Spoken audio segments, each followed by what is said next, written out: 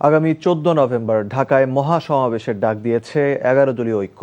তেল গ্যাস সংকট, বিদ্যুতের ভুতুড়ে বিল, আইনশৃঙ্খলা পরিস্থিতির অবনতির প্রতিবাদ ও গণভোটের রায় বাস্তবায়ন এবং জুলাই গণহত্যার বিচার দাবিতে এই কর্মসূচি ঘোষণা করেন জামায়াত আমির ও বিরোধী দলীয় নেতা ডাক্তার শফিকুর রহমান। বিস্তারিত সালাউদ্দিন কাদেরের রিপোর্টে।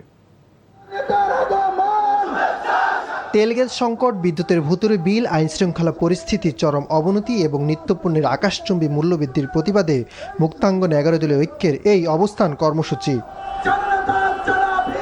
মুষলধারে বৃষ্টির মধ্যেই 11 দলীয় শীর্ষ নেতাদের পাশাপাশি গ্যাসের চুলা, হাঁড়ি পাতিল, বাটি নিয়ে অবস্থান কর্মসূচিতে অংশ নেয় নারী ও সিএনজি চালকরা। এ সময় বক্তারা অভিযোগ করেন নিত্যপণ্যের ঊর্ধ্বগতিতে নিম্ন ও মধ্যবিত্ত মানুষের জীবন দুর্বিষহ হয়ে পড়েছে। দ্রুত সমাধান না করলে কঠোর আন্দোলনের হুঁশিয়ারি দেন তারা।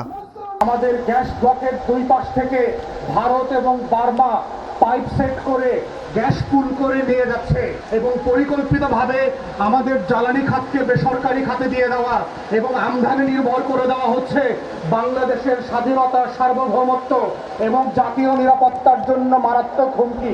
আওয়ামী লীগ চলে যাওয়ার পরে বিভিন্ন বাস স্ট্যান্ড খালি ছিল, ট্যাক্সি স্ট্যান্ড খালি ছিল, রাস্তাঘাট খালি ছিল। এখন বিএনপির 20 লক্ষাধিক লোক চাঁদাবাজিতে নেমে গেছে। এনসিপি আহ্বায়ক নাহিদ ইসলাম বলেন, জনগণের আকাঙ্ক্ষা পূরণে ব্যর্থ হলে বিদায় নিতে হবে সরকারকে। ঢাকা শহরের মানুষের উপরে এই যে নির্মম অত্যাচার এই সরকার শুরু করেছে, আমরা জানতাম এই অত্যাচার করবে, কারণ গণভোটের গণরায় যেই সরকার মানে না, জনগণের কোনো দাবি দেওয়া এই সরকার পূরণ করবে না। পরে নতুন কর্মসূচি ঘোষণা করেন বিরোধী দলীয় নেতা ডাক্তার শফিকুর রহমান। 5 সেপ্টেম্বর থেকে 24 অক্টোবর পর্যন্ত ঢাকা থেকে চট্টগ্রাম, রংপুর, খুলনা ও সিলেটে লং মার্চ করবে 11 দল। 14 নভেম্বর ঢাকায় সমাবেশ করবে তারা। আমাদের এই চলমান আন্দোলন দাবি আদায় না হওয়া পর্যন্ত অব্যাহত থাকবে। বাংলাদেশের প্রত্যেকটি গ্রাম থেকে, পাড়া থেকে, মহল্লা থেকে আমাদের ভাই বোনেরা ঢাকার দিকে রওনা করবে। ঢাকায় মহাসমাবেশ অনুষ্ঠিত হবে ইনশাআল্লাহ।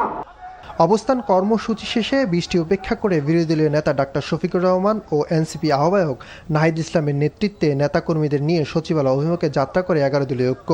তবে সচিবালয়ের সামনে গেলে পুলিশের বাধার মুখে পড়ে তারা। সালাউদ্দিন কাদের, এনটিভি নিউজ, ঢাকা।